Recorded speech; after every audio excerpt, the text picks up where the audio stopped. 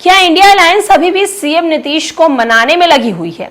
क्या सीएम नीतीश को हर हाल में इंडिया अलायंस अपनी ओर खींचना चाहती है? नमस्कार, मैं श्वेता और आप देख रहे हैं न्यूज फॉर नेशन। जब से मुख्यमंत्री नीतीश कुमार की पार्टी जदयू ने 2024 लोकसभा चुनाव में बेहतर प्रदर्शन किया है, तब से लगातार नीतीश कुमार हर किसी के फेवरेट हो गए हैं। नीतीश कुमार को हर कोई चाहता है, नीतीश कुमार को हर कोई अपने साथ रखना चाहता है, फिर वो इंडिया अलायंस हो या फिर एनडीए हो। फिलहाल नीतीश कुमार एनडीए का हिस्सा है। नीतीश कुमार ने रातों रात अपना मन बनाकर महागठबंधन से दामन छोड़कर एनडीए का दामन थाम लिया और अभी नीतीश कुमार के साथ साथ जो है वो बिहार में एनडीए की सरकार चल रही है। अब ये खबरें लगातार उठ रही हैं कि नीतीश कुमार को अभी भी इंडिया अलायंस मनाने में लगी हुई है। दरअसल बिहार की सियासत में नहीं बल्कि पूरे देश की राजनीति में यह सिगुफा चल रहा है कि नीतीश कुमार को अभी भी इंडिया अलायंस की तरफ से ऑफर दिए जा रहे हैं और इंडिया अलायंस की तरफ से नीतीश कुमार को लगातार बुलाया जा रहा है। जदयू के राष्ट्रीय अध्यक्ष और बिहार के सीएम नीतीश कुमार 28 जनवरी को इंडिया ब्लॉक से नाता तोड़ लेते हैं। अब वे एनडीए सरकार के सीएम हैं और केंद्र में नरेंद्र मोदी की सरकार में उनकी पार्टी भी शामिल है। नीतीश के अलग हो जाने का दर्द अब तक इंडिया ब्लॉक के नेताओं को भले महसूस नहीं हुआ हो, लेकिन अब उन्हें इस बात का भारी मलाल है कि वो एनडीए का हिस्सा बन गए हैं।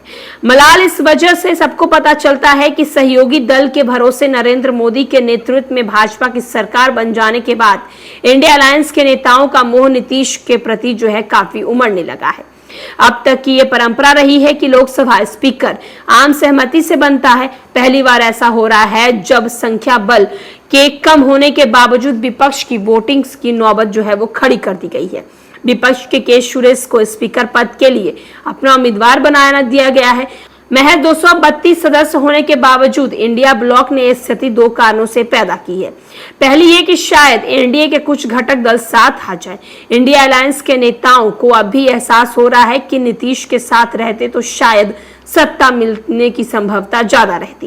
विपक्षी गठबंधन इंडियन के नेताओं की अभी उम्मीद पर नीतीश कुमार को शायद उनका साथ आ जाए। लोकसभा चुनाव के नतीजे घोषित होने के बाद नीतीश कुमार पर डोरे डालने की कवायद होती रही है। लालू हो, तेजस्वी हो, मीसा भारती को लेकर विपक्ष के कई नेता नीतीश के गिले शिकवे भुलाकर इंडिया अलायंस में आने का न्योता दिया। जदयू के राष्ट्रीय प्रवक्ता केसी त्यागी की अगर बात सच है तो नीतीश कुमार को इंडिया ब्लॉक के पीएम पद के लिए ऑफर दिया गया था। कहा तो यह भी जाता है कि शरद पवार से पहले नीतीश कुमार को फोन कर साथ में आने का प्रस्ताव दिया गया। दरअसल नीतीश कुमार की पार्टी 12 सदस्य को इस बार लोकसभा चुनाव में पहुंची है। वहीं दूसरी ओर टीडीपी के 16 सदस्य हैं। दोनों पार्टी फिलहाल एनडीए के साथ है। हालांकि दोनों के पलटने के इतिहास रहे हैं।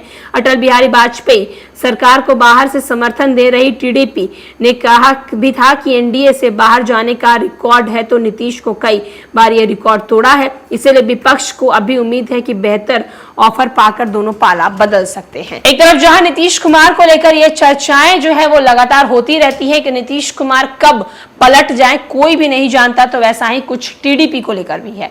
टीडीपी और नीतीश कुमार की पार्टी जदयू जो है वो लगातार पलटने को लेकर चर्चाएं में रही है और अब सत्ताधारी जो है एक बार कहीं ना कहीं सोच भी रही है कि अगर ये दोनों पलट जाएंगे तो फिर उनका क्या होगा। तो वहीं दूसरी ओर विपक्ष हर हाल में इनको अपनी ओर खींचना चाहती है, इसीलिए लगातार विपक्ष की ओर से उम्मीद भी लगाई जा रही है। और वहीं दूसरी ओर जदयू के कई लोगों का यह भी कहना है कि अभी भी नीतीश कुमार को बड़े बड़े ऑफर जो है इंडिया अलायंस से मिल रहे हैं। फिलहाल के लिए इस अपडेट में इतना ही।